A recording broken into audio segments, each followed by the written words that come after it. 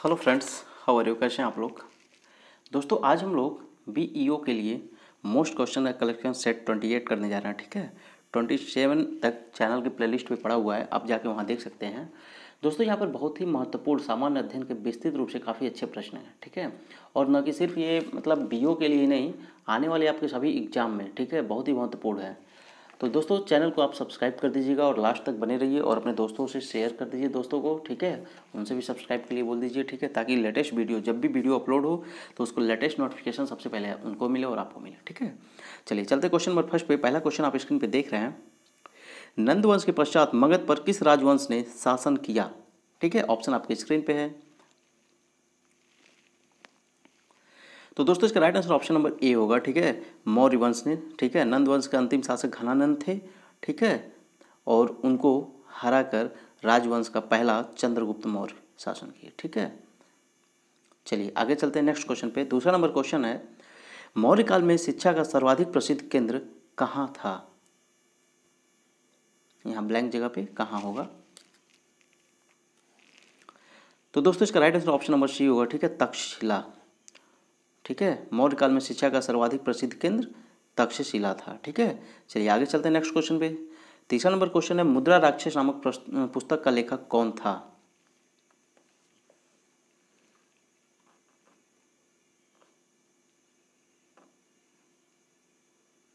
तो दोस्तों इसका right answer option number A Vishakha Datta. ठीक है, चलिए आगे चलते हैं नेक्स्ट क्वेश्चन पे। चौथा नंबर क्वेश्चन है, कनिष्क के शासनकाल में बौद्ध सभा किस नगर में आयोजित की गई थी?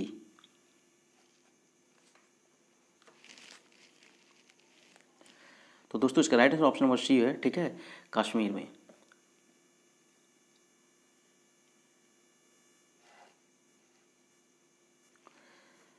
ठीक है, कश्मीर में हुई थी। कश्मीर में कहाँ पे? कुंडल वन में। ठीक है, कश्मीर के कुंडल वन में हुआ था। कुंडल वन एक जगह का नाम है। ठीक है, और दोस्तों इसके अध्यक्षता किए थे वसुमित्र ने की थी। इसकी अध्यक्षता कौन किए थे? अध्यक्ष थे वसुमित्र। ठीक है, चलिए आगे चलते हैं नेक्स्ट क्वेश्चन पे। पांचवा नंबर क्वेश्चन आप देख रहे हैं, मुगल प्रशासन में मुहतसिब था। ठीक है, मुहतसिब कौन था? ऑप्शन मतलब कौन होता है? ठीक है, ऑप्शन आपके स्क्रीन पे है।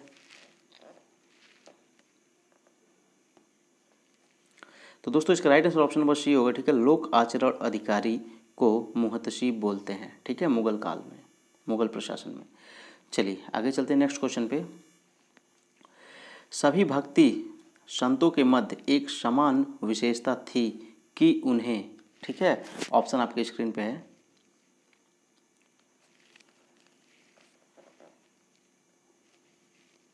तो दोस्तों इसका राइट आंसर ऑप्शन नंबर ए अपनी वाणी को उसी भाषा में लिखा जिसे उनके भक्त समझते थे। Option number A is the right answer.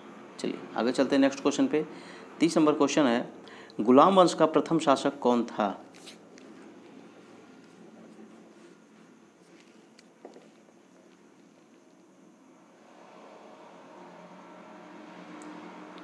तो दोस्तों इसका right answer option number B Qutubuddin Aibak. गुलाम वंश का प्रथम शासक कुतुबुद्दीन ऐबक था। ठीक है, चलिए आगे चलते हैं नेक्स्ट क्वेश्चन पे। 8वां नंबर क्वेश्चन है, अलाउद्दीन खिलजी के आक्रमण के समय देवगिरी का शासक कौन था?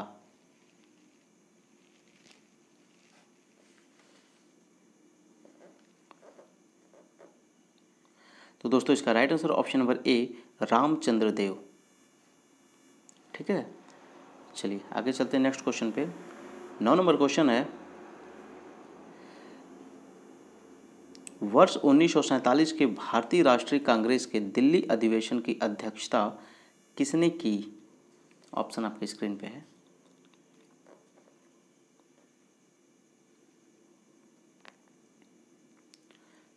तो दोस्तों इसका right answer option number A J B Kripalani.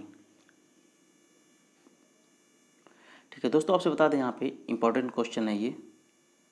ठीक है, अबुल कलाम आज़ाद वर्ष 1940 से वर्ष 1947 तक लगातार भारतीय राष्ट्रीय कांग्रेस के अध्यक्ष पद पर विराजमान रहे थे। ठीक है, उसके बाद 1947 के भारतीय राष्ट्रीय कांग्रेस के दिल्ली अधिवेशन की अध्यक्षता जेबी कृपलानी ने की थी और भारत की स्वतंत्रता के समय कृपलानी का ही कांग्रेस के अध्यक्ष थे। कृपलानी ही कांग्रेस के अध्यक्ष थे। ठीक है, भारत के स्वतंत्रता के समय, ठीक है, कृपलानी ही कांग्रेस के अध्यक्ष थे, ध्यान दीजिएगा आप लोग। ठीक है, चलिए आगे चलते हैं नेक्स्ट क्वेश्चन पे। 10वां नंबर क्वेश्चन है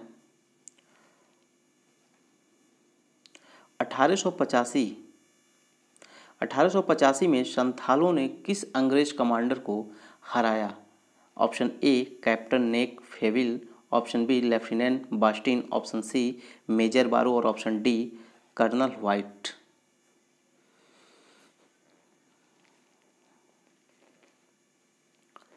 तो दोस्तों इसका right answer option number C है। ठीक है, मेजर बारो को संथालों ने हराया था, ये अंग्रेज कमांडर था।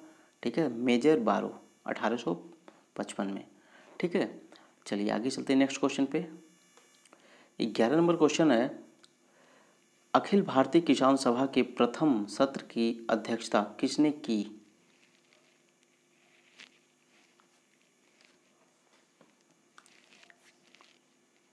तो दोस्तों इसका राइट आंसर ऑप्शन नंबर ए है। ठीक है, स्वामी सहजानंद ने की थी। ठीक है, कब की थी? ये की थी 1936 में। ठीक है, लखनऊ में इन्होंने किया था, 1936 में अध्यक्षता की थी स्वामी सहजानंद ने। ठीक है, चलिए आगे चलते हैं नेक्स्ट क्वेश्चन पे। 12 नंबर क्वेश्चन है निम्न अखबारों में से कौन सा मुख्यतः उदारवादियों की नीतियों का प्रचारक था? ऑप्शन आपके स्क्रीन पे है।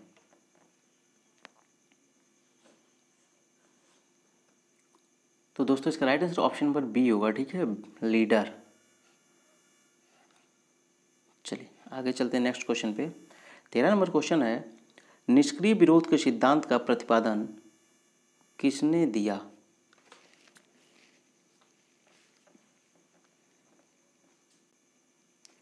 तो दोस्तों इसका right answer option number D Arvind Ghosh.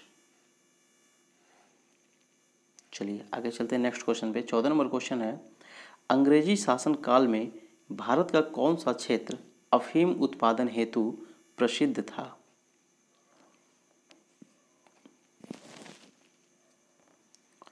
तो दोस्तों इसका राइट आंसर है ऑप्शन नंबर ए बिहार।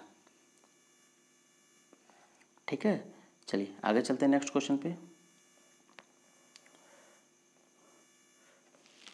15 नंबर क्वेश्चन है वह कौन सा कांग्रेस अध्यक्ष था जिसने क्रिप्स मिशन व लॉर्ड वायवेल दोनों से वार्ताएं की थी?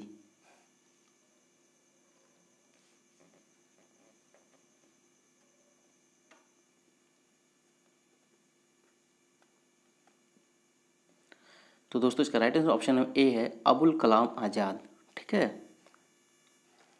दोस्तों, ये अबुल कलाम आज़ाद वर्ष 1940, ठीक है, 1940 से 1946 तक, ठीक है, कांग्रेस के अध्यक्ष रहे थे। ठीक है, चलिए आगे चलते हैं नेक्स्ट क्वेश्चन पे। 16 नंबर क्वेश्चन है सांप्रदायिक अवार्ड एवं पूना पैक्ट क्रमशः दलित वर्ग के लिए कितने सीटें दी गईं? ऑप्शन आपके स्क्रीन पे है।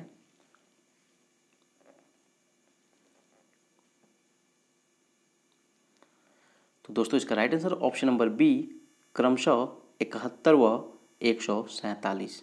ठीक है, चलिए आगे चलते हैं नेक्स्ट क्वेश्चन पे। 17 नंबर क्वेश्चन है 1899 में से 1900 ईस्वी की मुंडा क्रांति का नेता कौन था?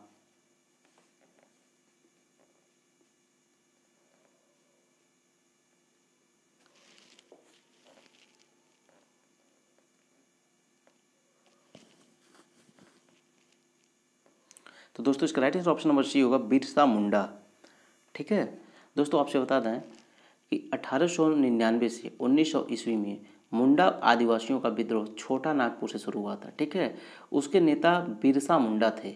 ठीक है, और बिरसा मुंडा का जन्म 1874 ईस्वी में हुआ था।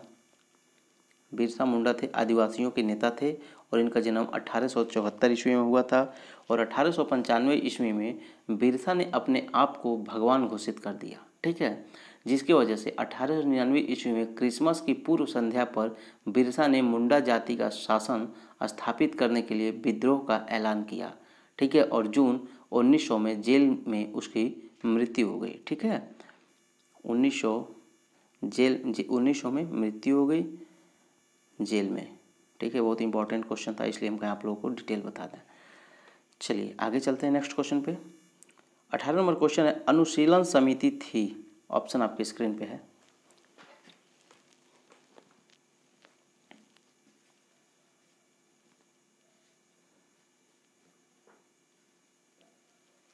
तो दोस्तों इसका right answer option number D, एक क्रांतिकारी संगठन थी। ठीक है दोस्तों, इसका स्थापना बारिंदर कुमार घोष और भूपेंद्र दत्त ने 1907 में बंगाल में किया था। ठीक है, कहाँ पे किया था? बंगाल में। कौन कौन थे? तो भूपेंद्र दत्त और बारिंदर कुमार। दोस्तों बीरेंद्र नहीं होंगे, बारिंदर होंगे, आप लोग ध्यान दीजिएगा, बारिंदर कुमार हैं। ठीक है, चलिए आगे चलते हैं नेक्स्ट क्वेश्चन पे। 19 नंबर क्वेश्चन है, सत्यार्थ प्रकाश की रचना की गई थी। ऑप्शन आपके स्क्रीन पे है।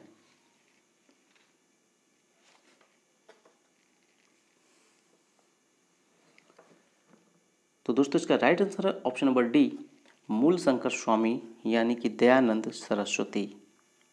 ठीक है, चलिए आगे चलते हैं नेक्स्ट क्वेश्चन पे। दोस्तों आपसे थोड़ा सा और बता रहे हैं हम, दयानंद सरस्वती ने ही बोला था कि बैक टू वेदास, मतलब वेदों की ओर लौटो। ठीक है, चलिए आगे चलते हैं नेक्स्ट क्वेश्चन पे। 20 नंबर क्वेश्चन है, किसने कहा था कांग्रेस आंदोलन न तो लोगों द्वारा प्रेरित था और न ही यह उनके द्वारा सोचा या योजनाबद्ध किया गया था। ठीक है, option A Lord Dufferin, B Sir Syed Ahmad और डी लॉर्ड कर्जन और सी लॉर्ड कर्जन और डी लाला लाजपत राय।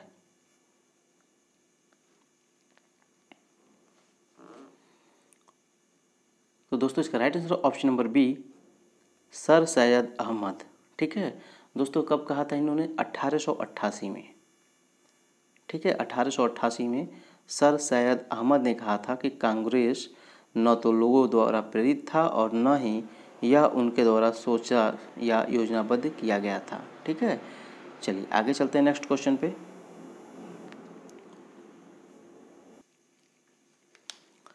चलिए दोस्तों 21 नंबर क्वेश्चन है, भारत का कौन सा राज्य सर्वाधिक अभ्रक उत्पादक करता है? ऑप्शन आपके स्क्रीन पे है।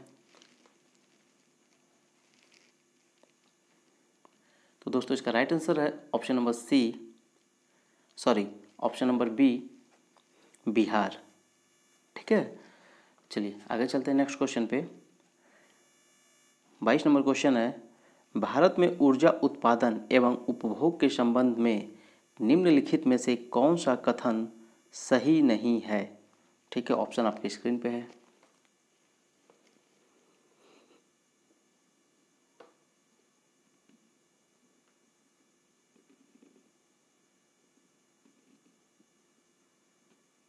तो दोस्तों इसका right answer option number C, Bharat में उत्पादित कुल व्यावसायिक ऊर्जा में गैर पारंपरिक ऊर्जा स्रोत का योगदान 1% से कम है। ठीक है, ये गलत है। चलिए ठीक है, आगे चलते हैं नेक्स्ट क्वेश्चन पे। दोस्तों जो लंबा ऑप्शन है उस पर थोड़ा सा हम आपको ज़्यादा टाइम दे रहे हैं, ठीक है, पढ़ने के लिए। चलिए नेक्स्ट क्वेश्चन है, भारत में कतिपय लौह इस्पात यंत्र पश्चिम तट पर स्थापित किए गए हैं। इस उद्योग के ऐसे अवस्थित स्थायित्वांतरण का प्रमुख कारण क्या है? ऑप्शन आपके स्क्रीन पे है।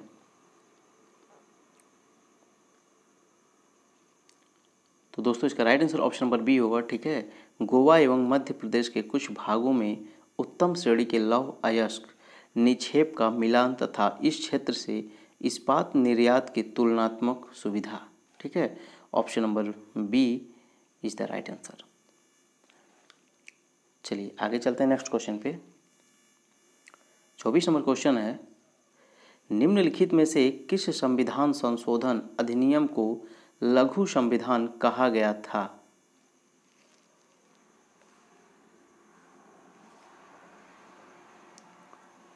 तो दोस्तों इसका right answer option number A 42वें संविधान संशोधन को लघु संविधान संशोधन कहा गया था। ठीक है, चलिए आगे चलते हैं नेक्स्ट क्वेश्चन में। 25 नंबर क्वेश्चन है, राज्यसभा में राष्ट्रपति द्वारा कितने सदस्य मनोनीत किए जाते हैं?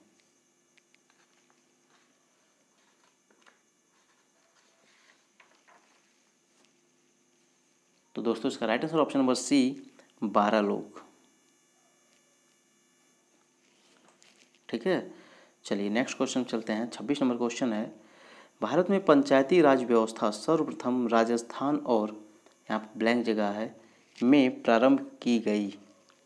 ठीक है, कहाँ पे की गई? राजस्थान और किस प्रदेश में? ठीक है, ऑप्शन आपके स्क्रीन पे है।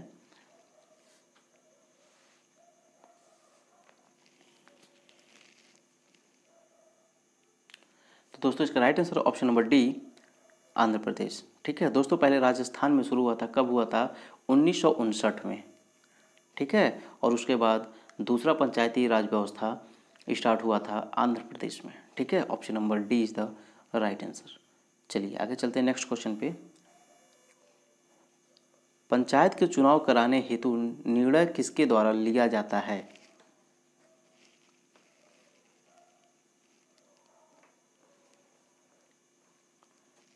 तो दोस्तों इसका right answer option number B राज्य सरकार के द्वारा। ठीक है, चलिए आगे चलते हैं नेक्स्ट क्वेश्चन पे। 28 नंबर क्वेश्चन है, भारत के संविधान का निम्नलिखित में से कौन सा अनुच्छेद प्रेस की स्वतंत्रता से संबंधित है?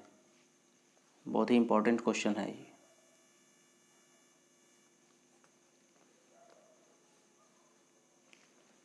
तो दोस्तों इसका राइट आंसर ऑप्शन नंबर ए अनुच्छेद 19 एक। ठीक है, चलिए आगे चलते हैं नेक्स्ट क्वेश्चन पे। 29 नंबर क्वेश्चन है, जिस समिति की सिफारिश पर भारत में पंचायती राज की स्थापना की गई उसका अध्यक्ष कौन था? ऑप्शन आपके स्क्रीन पे है।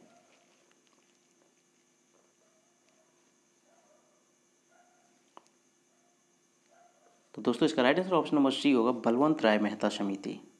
ठीक है, चलिए आगे चलते हैं नेक्स्ट क्वेश्चन और लास्ट क्वेश्चन है, लोकसभा में राज्यवार सीटों का आवंटन वर्ष 1971 की जनगणना पर आधारित है। यह निर्धारण किस वर्ष तक यथावत रहेगा? ऑप्शन आपके स्क्रीन पे है।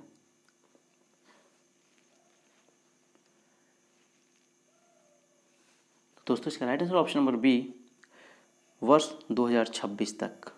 ठीक है दोस्तों, आपसे बता दें कि जनसंख्या नीति पर 2000 के अनुसार वर्ष 2026 तक राज्यवार सीटों का आवंटन यथावत रहेगा। ठीक है, यह नीति इसलिए बनाई गई है कि जो राज्य सरकार नियंत्रण की दिशा में अग्रणी नहीं है, मतलब अग्रणी है, उनके हितों का सुरक्षा प्रदान की जा सके। और अभी तक लोकसभा के जितने भी राज्यवार का आवंटन वर्ष 1971 की जितने भी मतलब आवंटन हुआ है वो 1971 की जनगणना के आधार पर है। ठीक है, तो दोस्तों इसी के साथ 30 क्वेश्चन का सीरीज हम लोग का समाप्त होता है। चैनल को लाइक और सब्सक्राइब जरूर कर दीजिएगा और अपने दोस्तों को शेयर कर दीजिएगा। धन्यवाद।